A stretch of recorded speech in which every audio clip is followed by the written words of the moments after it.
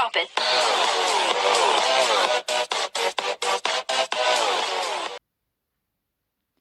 Assalamualaikum warahmatullahi wabarakatuh.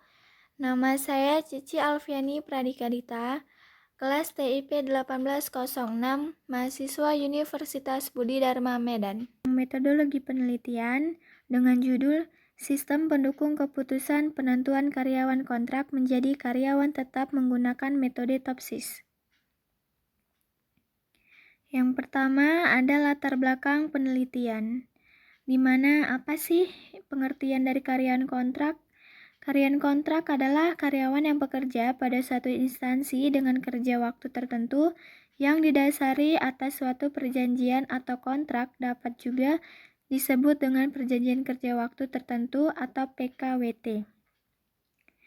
Sistem kerja kontrak atau lebih dikenal dengan sistem perjanjian kerja waktu tertentu diatur dalam Undang-Undang RI Nomor 13 Tahun 2003 tentang Ketenagakerjaan Pasal 50 sampai dengan Pasal 66. Karyawan kontrak adalah karyawan yang diperbantukan untuk menyelesaikan pekerjaan-pekerjaan rutin perusahaan dan tidak ada jaminan kelangsungan masa kerjanya. Dalam kelangsungan masa kerja karyawan kontrak ditentukan oleh prestasi kerjanya. Semakin bagus prestasi kerja, karyawan kontrak akan dipertahankan oleh perusahaan. Namun jika prestasi kerjanya tidak ada peningkatan, maka perusahaan akan memberhentikan karyawan tersebut. Kewajiban kerja karyawan kontrak terkadang hampir sama atau bahkan lebih berat daripada karyawan tetap. Namun dari segi gaji atau fasilitas lainnya tentu saja sangat berbeda, lebih berat daripada karyawan tetap. Namun dari segi gaji atau fasilitas lainnya tentu saja sangat berbeda, termaksud tidak adanya ketentuan pesangon yang jelas apabila perusahaan tidak lagi menggunakan jasa si tenaga. Beberapa kriteria atau syarat dari pimpinan perusahaan untuk menjadi dasar pengambilan keputusan antara lain kinerja, kedisiplinan, loyalitas, tingkat pendidikan, dan pengalaman kerja karyawan. Jika karyawan kontrak tersebut telah memenuhi nilai kriteria-kriteria yang sudah ditentukan, maka karyawan kontrak tersebut dapat ditentukan sebagai karyawan tetap pada PT Goa Motor Group.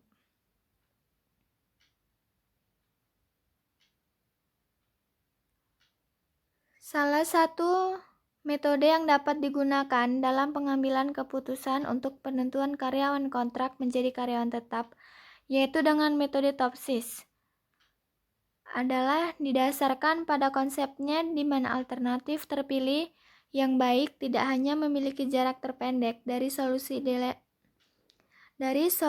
ideal positif, tetapi juga memiliki jarak terpanjang dari solusi ideal negatif.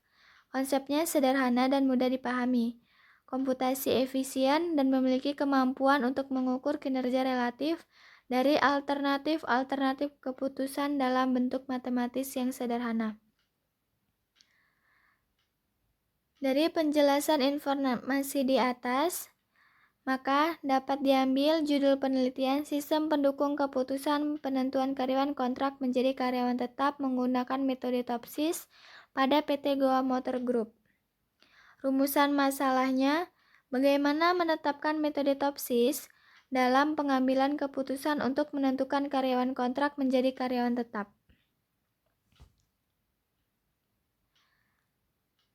Di sini saya dapat membuat kajian pustaka dengan mengambil kesimpulan dari latar belakang tersebut. Yang pertama itu ada sistem pendukung keputusan. Konsep sistem pendukung keputusan pertama kali diperkenalkan pada tahun 1970-an oleh Michel Scott Martin dengan istilah Management Decision System.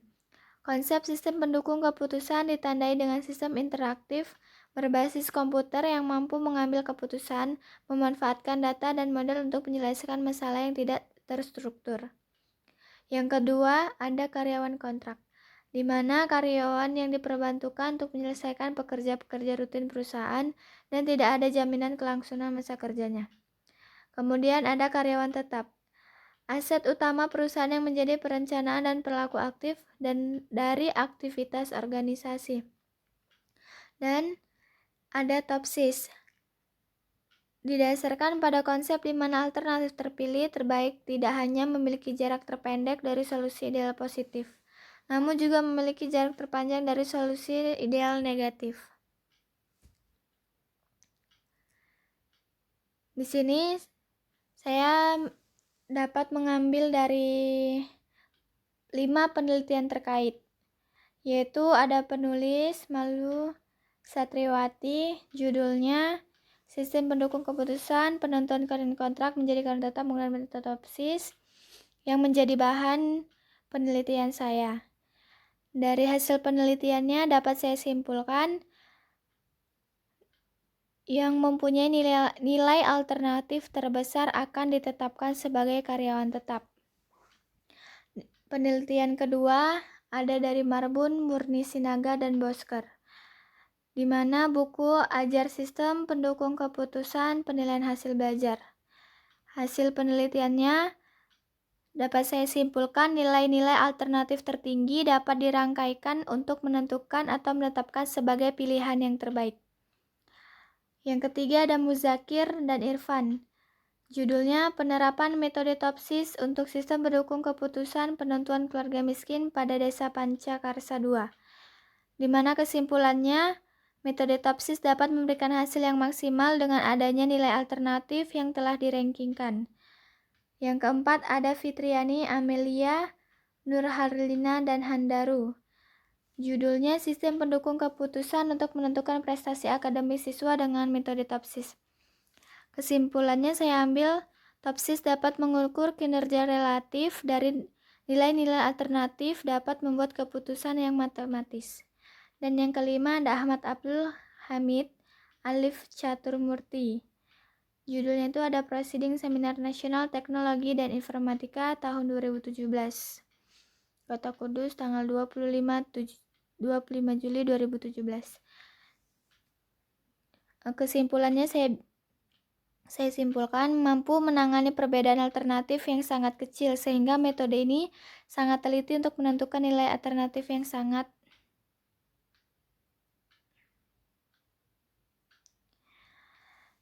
Yang keempat itu ada metodologi penelitian. Di sini terdapat gambar bagan metode penelitian tersendiri. Yang pertama itu ada membuat matriks keputusan yang ternormalisasi, kemudian membuat matriks keputusan yang ternormalisasi berbobot. Selanjutnya menentukan matriks solusi ideal positif dan matriks solusi ideal negatif. Kemudian menentukan jarak antara nilai setiap alternatif dengan matriks solusi ideal positif dan negatif, dan menentukan nilai preferensi untuk setiap alternatif.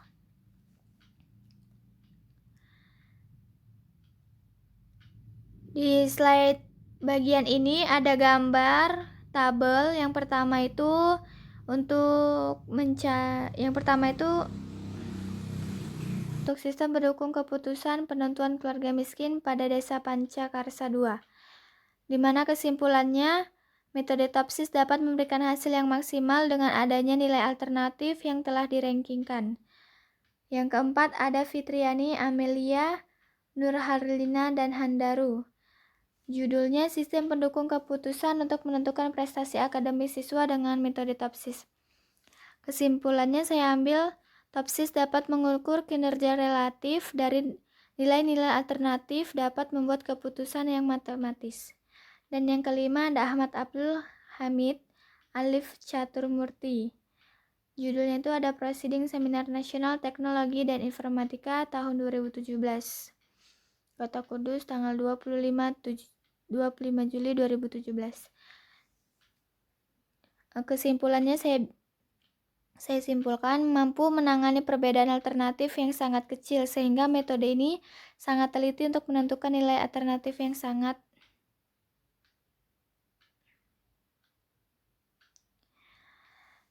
Yang keempat itu ada metodologi penelitian. Di sini terdapat gambar bagan metode penelitian tersendiri. Yang pertama itu ada membuat matriks keputusan yang ternormalisasi, kemudian membuat matriks keputusan yang ternormalisasi berbobot. Selanjutnya menentukan matriks solusi ideal positif dan matriks solusi ideal negatif. Kemudian menentukan jarak antara nilai setiap alternatif dengan matriks solusi ideal positif dan negatif, dan menentukan nilai preferensi untuk setiap alternatif. Tabel pertama itu adalah tabel kriteria, ada kode, kriteria, atau variabel, ada subkriteria dan nilainya. Yang kode pertama itu C1, kriterianya kinerja, subkriterianya baik, cukup, atau masih kurang, dan ada beberapa nilainya. Di tabel kedua ada subkriteria yang terdiri dari kode, kriteria, atau variabel, dan bobotnya.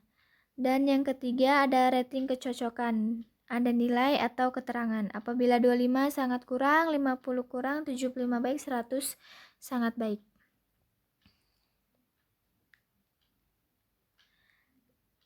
Di sini ada membuat matriks keputusan yang ternormalisasi. Dapat dilihat seperti gambar, ada rumus, kemudian perhitungan, kemudian juga ada tabel yang dapat dilihat.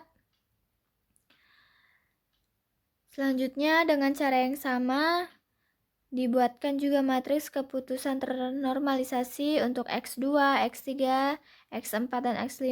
Setelah itu kita dapat hasil untuk X2 ada R21, R22, R23, dan lain-lain. Seperti berikut ini yang bisa kita lihat juga.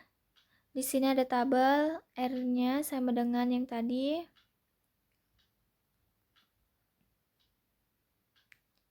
Kemudian di sini ada beberapa rumus dari membuat matriks keputusan yang ternormalisasi berbobot, menentukan matriks solusi ideal positif dan matriks solusi ideal negatif, menentukan jarak antara nilai setiap alternatif dengan matriks solusi ideal positif dan negatif, menentukan nilai preferensi untuk setiap alternatifnya. Di sini sudah ada rumus yang bisa kita gunakan untuk menentukan kriteria-kriteria. Dan dari tabel sebelumnya yang ada ketiga tabel itu, maka diperoleh nilai V3 memiliki nilai terbesar, sehingga yang akan dipilih sebagai karyawan tetap adalah yang memiliki nomor NIK 02104111. Demikianlah penjelasan dari saya tentang metodologi penelitian. Masih banyak kekurangan di sini, dan di mana setiap manusia itu selalu memiliki kelebihan dan kekurangan, dan selalu memiliki batas kemampuannya masing-masing. Bagi yang mendengarkan penjelasan saya ini, kalau menurut kalian masih banyak kurangnya, boleh komentar di bawah ya. Jangan lupa di like, subscribe, and share. Kemungkinan ada sedikit manfaatnya. Terima kasih. Assalamualaikum warahmatullahi wabarakatuh.